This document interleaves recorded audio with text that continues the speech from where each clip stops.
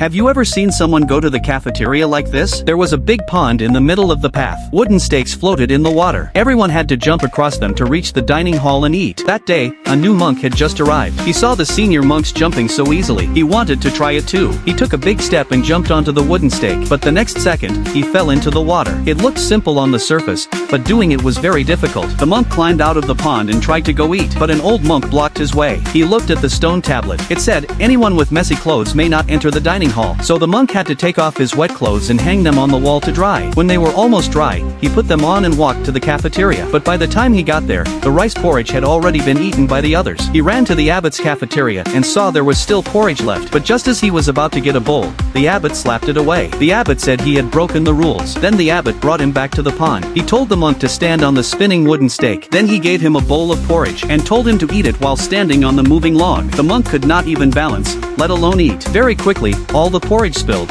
and the monk also fell into the water. As punishment, the abbot made him wash all the bowls and chopsticks in the cafeteria. The next day, at mealtime, the monk tried to climb over the wall, but the abbot slapped him into the water again. The senior monks all laughed at him. That night, the monk swore to master the skill. He brought 2 rolling barrels and started to practice. After practicing all night, he finally learned how to balance on spinning logs. The next day, the monk stood by the pond. The other monks stood nearby, ready to laugh again. But to their surprise, he lifted one leg and, like a dragonfly, used only one leg to leap across the pond. The senior monks all praised him. Even the abbot smiled with approval. The pond challenge suddenly leveled up. The wooden stakes became thinner. Even the senior monks fell into the pond. The monk tried to use his strength to jump across, but he also fell in. No one wanted to give up on food. They kept practicing in the pond without rest. But one by one, they all fell into the water. The abbot stood watching, shaking his head. He told the monk to throw a dish into the pond. The dish sank straight to the bottom. Then the abbot showed them how to do it, and the dish flew straight across the pond. The monk understood what it meant. That night, he returned to the pond and practiced exactly as the abbot had shown. After several days of hard work,